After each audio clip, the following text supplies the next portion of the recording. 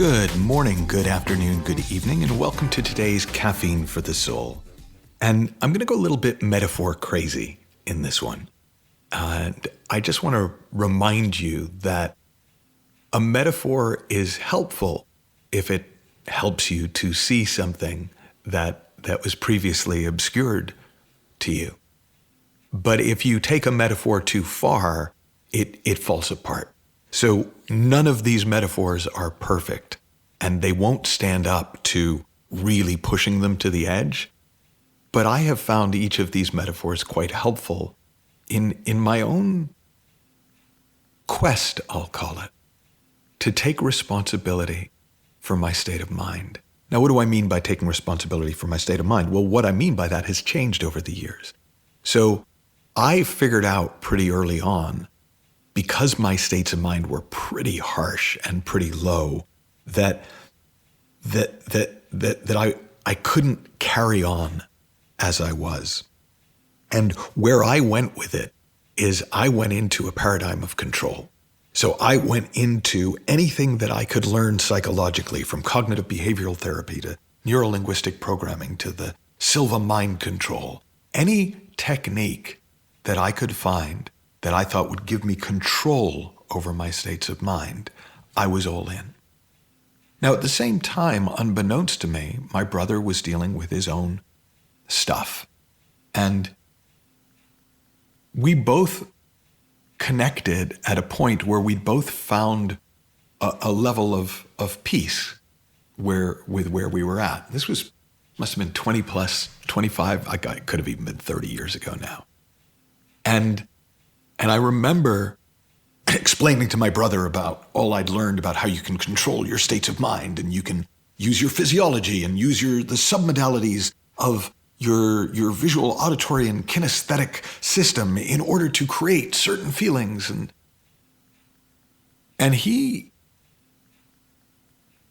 this was funny to me because I'd always thought of him as the one who really was the intellectual of the two of us.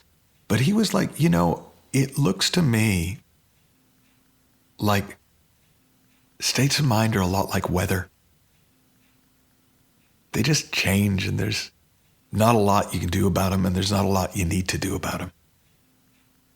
And I remember at the time being so smug and superior and going, oh, gosh, how simplistic. If only he knew. And I look back now and Dave, my bad. Because boy, was his metaphor better than mine. So in my metaphor, feelings were things that you could control and master. And in his, they were just like weather. Present, variable, but not problematic.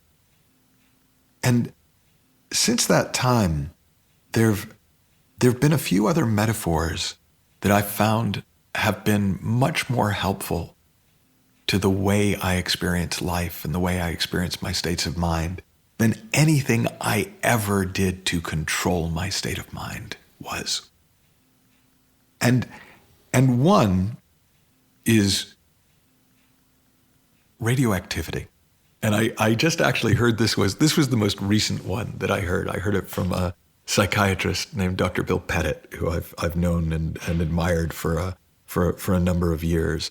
And he talked about feelings of stress and pressure as being a sort of a Geiger counter for radioactivity in the body.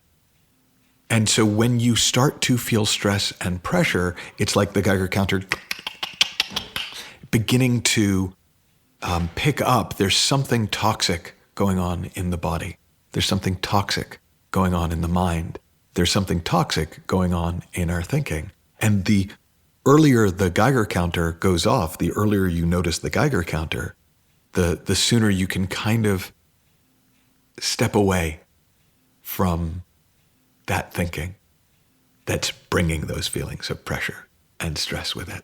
Because if we knew it was radioactivity and we knew those feelings were like a Geiger counter, well, then we'd want that Geiger counter highly tuned. We'd want to feel the stress very early so that we didn't have to spend any more time than we had to in a room filled with radioactivity, in a body filled with toxic thought and feeling. And that was my experience when I started learning the inside-out understanding and seeing for myself that we live in the feeling of thought, not the feeling of circumstances. My stress capacity dropped through the floor. I thought it was having the exact opposite effect of what I'd hoped. I was becoming more sensitive to stress. I was less able to handle feeling stressed. And what I didn't see at that time was that's a good thing, because it means I don't sit in it for as long. So it doesn't have cumulative toxicity to my well-being. Now, another metaphor I've heard Bill use for those kind of feelings of contraction and tension and discomfort are love letters from God. They're reminders that, ooh, you've gone away from home. Come back. Come back. We miss you. The prodigal son. And with each metaphor, as you hear it, just try it on. Don't overanalyze it. Don't figure out, well, if it's radioactivity, then what's the source of the radioactivity and how much can I tell? It's a metaphor. Well, a love letter from God. I mean, is there a God? It's a metaphor. Here's another metaphor. This is one that I first heard from a teacher named Judith Sedgman. And she was talking about how uncomfortable feelings, contraction, are when we really get caught up in a low mood. It's like the flu.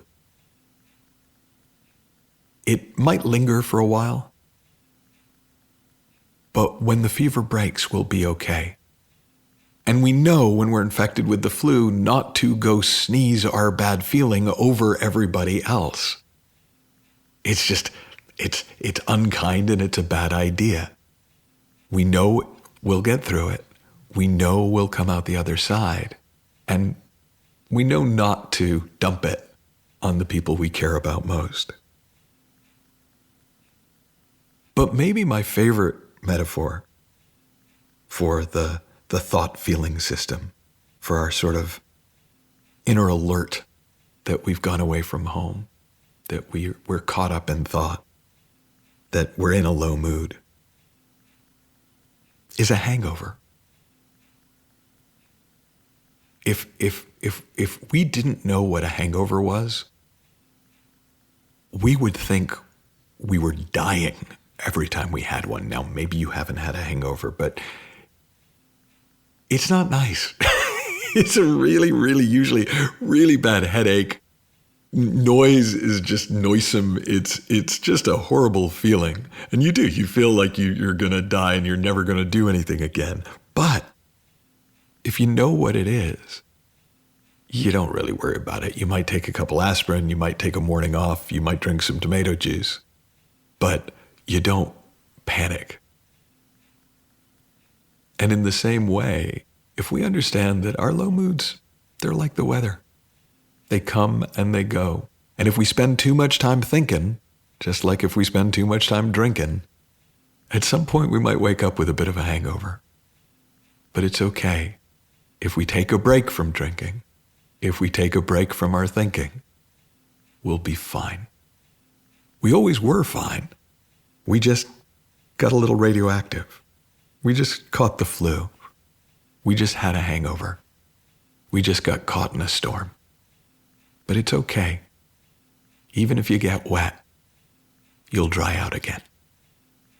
Because dry is our nature. Well-being is our nature. Expansive aliveness is our nature.